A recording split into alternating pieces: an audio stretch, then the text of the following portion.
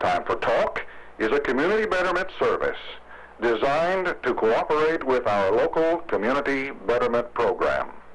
Tonight, Rosemary takes us by means of portable camera out of our studios and maybe into your neighborhood. And now, it's time for Talk. You're in the Dunklin County Library and you're in the genealogy room. Homer Swain has been at this job, at this work. He is researching old theaters. Yeah, we talked about the fire and the north side burning down and everything. What you learn when you watch Time for Talk shows and you listen to somebody like Homer They Swain. talked about skating rinks.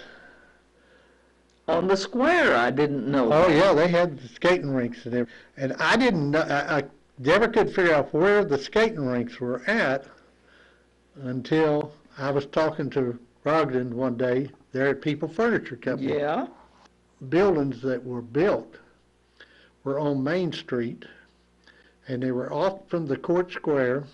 And for the people that can relate to this thing, if you realize where Harris Barbershop is, down there, down from the old Bank of Kennett, down Main Street, at that time, the first Cotton Exchange Bank sat there, the one with the picture with the dome on top of it. It sat there. The Cotton Exchange Bank with the dome on top. Mm-hmm. Yeah. That was right there. That's where the Cotton Exchange Bank was. Just the other side of where Harris's Barbershop is, there is empty lots there. Meaner built a building there for a movie house. He got it built.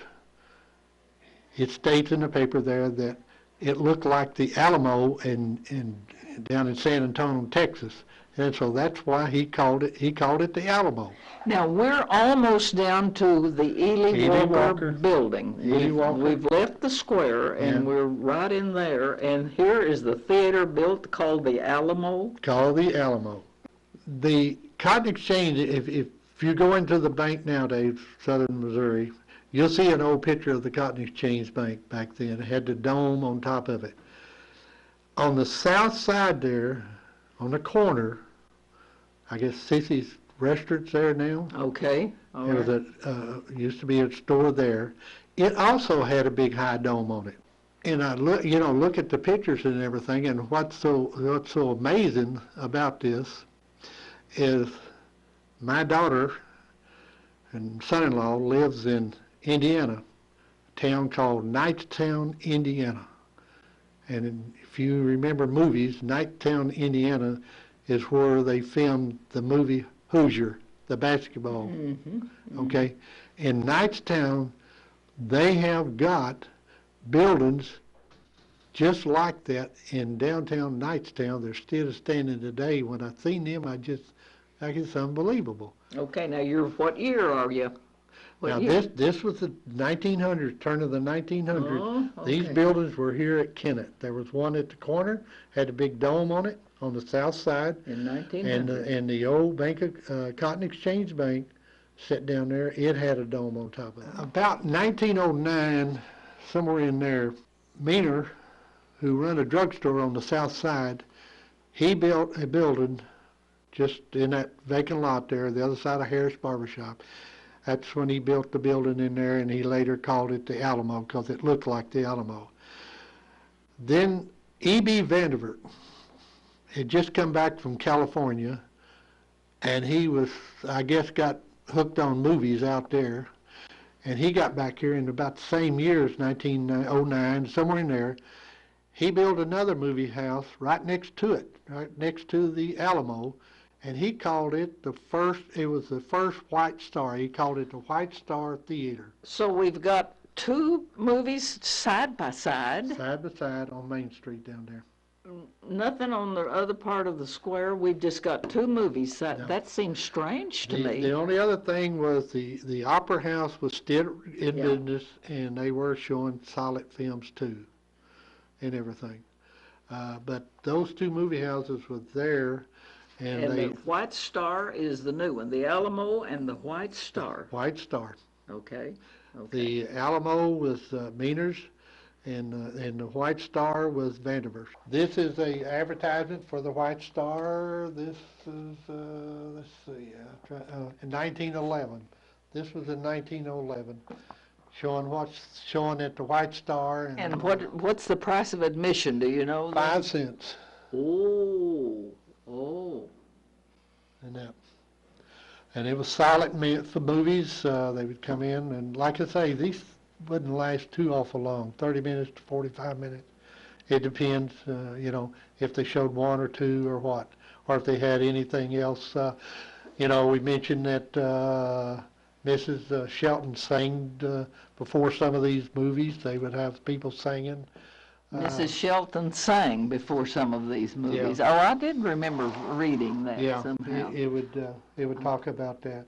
So the two ran in competition with each other for long years, right? Well, it's about 1915, 16, somewhere along in there. E.B. bought some land, a plot of land there on 1st Street, just down from the Lee Shelton building, across from, at that time, the Slicer Hotel. Kind of give you where you're at. It was just kind of almost next door to where the Palace Cafe was for years. It was right in where Slicer Street dead ends at. Okay. It wasn't right across from there, but it was up just a Now a that's block. where the Palace Theater is today. Yes, that's where the Palace or Cinema is. Yeah. What's the name today on that? Is it Cinema? Cinema. Okay. Yeah. Okay. But E.B. built his just up from there, and I think you will be surprised because the theater is still there today. It's there today? It's there, and people don't realize what it is, but you'll see a picture, you'll know when you see it. Have you got a picture? Yeah, we got a picture of it here. That is the White Star Theater. That was built around 1915. E.B. Vanderbilt built it and put in a silent movie picture. And it's there today? Yeah, it's where the karate shop is. When E.B. left out of there for his movies, Ward's grocery store went in there in about 1922, somewhere in there when he closed down, and Walsh grocery store was in there, and E.B. in the 40s had a hardware store there, and I think Hamra had a clothing deal in there at one time, stuff like that. But that white building where that karate shop is was built in 1915, and it was the second White Star Theater. So he had two White Star. Did two of them run at the same time, or he just built it? No, he didn't. The one on Main Street closed down in that. Okay. He done built this big one over here. It seated a lot more people. And the other thing I would state, the lot between the White Star at that time and the other theater there, it was an empty lot, and E.B. would put up a tent theater in the summertime because it was so hot and show movies out there. The vacant lot is right there. And for as what I've researched and everything, there has never been anything on that vacant lot. Never. Only thing that's been there was a tent theater that you could take off and, put up and take down. But there had been no buildings or nothing. That was just empty lot from, I guess, when Kennett started to today. Okay, the next theater we're going to talk about is the Alamo. Remember, I told you that the Alamo, Wiener built it over on 1st Street, along beside of the White Star. About 1915, the same. In fact, he built his theater, the Alamo, on 1st Street before E.B. built the White Star for about a year or whatever. But Wiener built the theater, and he also built a building on the side of it. It was one complex, his jewelry store and the theater. Because he moved from the south side of the square down there in that building, his jewelry store. And he run that theater, he contracted it out. and people run the theater. I guess because as he was off in the square, evidently his jewelry business went downhill or something, because he only kept it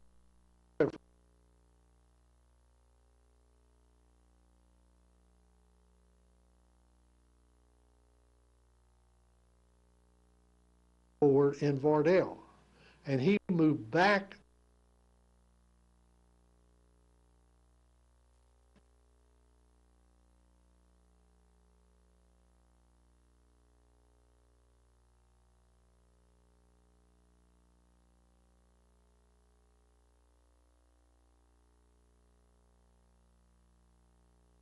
Again, he built it just like the one over on First Street or Main Street.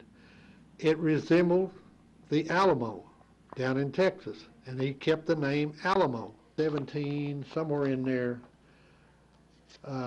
Tom Ford and Vardell, they purchased it from him. Tom Ford changed the name of the Alamo to the Palace Theater. So that's where we got our Palace Theater. You got your now. Palace Theater, because Tom Ford was... Now, what year? Tom Ford changed, let's see, this was in 1916, when Tom Ford and them purchased the thing. This was in 1916 is when Tom Ford changed the name from the Alamo to the Palace Theater. And they run it. Now, it's not in its present location, though, is it? Oh, yes, the Is Palace it? Theater. It's right there, okay. Yeah, it's Okay. the old part that's there now. If you kind of look at on the west side, you take that portion off in there, you'll see what the first palace really looked like, and it did resemble the Alamo if you take that other part off from it. But they, Ford and Vardell did not keep it very long, and E.B. Vanderbilt bought it. Well, when he bought them out, so he had the White Star there right next to, well, there's a vacant lot and then the White Star and then the Palace. He shut down the White Star Theater and leased it out to a grocery store, Ward's Grocery Store. So that means he owned the Palace Theater. And he run it up until 1927. And at that time, he shut the Palace down, and he tore out the west side and the back end of the theater, of the original building. He built onto the west side. He had steel beams shipped in here to get the span across there and put up. So he's going to enlarge it. He's going to enlarge it big time. He's going to enlarge it to the building you see today. In 1927? Yep. Okay. 1927. He enlarged it and everything. So big steel beams sent in. This is a big production. Oh, he redid it big time because he added all of that. He made the back end of it longer. He put in an orchestra pit. He put in a big stage with drop-down curtains. So that's why you got the back end of the building's got that high portion to it to handle the curtains up there and everything. And then he remodeled this whole thing, and it in the paper states exactly what it looked like and what all he did to it. It's got here, opening new palace. This was in December the 20th, 1927. He's going to open it up. It was advertised as the best theater between St. Louis and Memphis, and it probably was. And he was proud of this theater.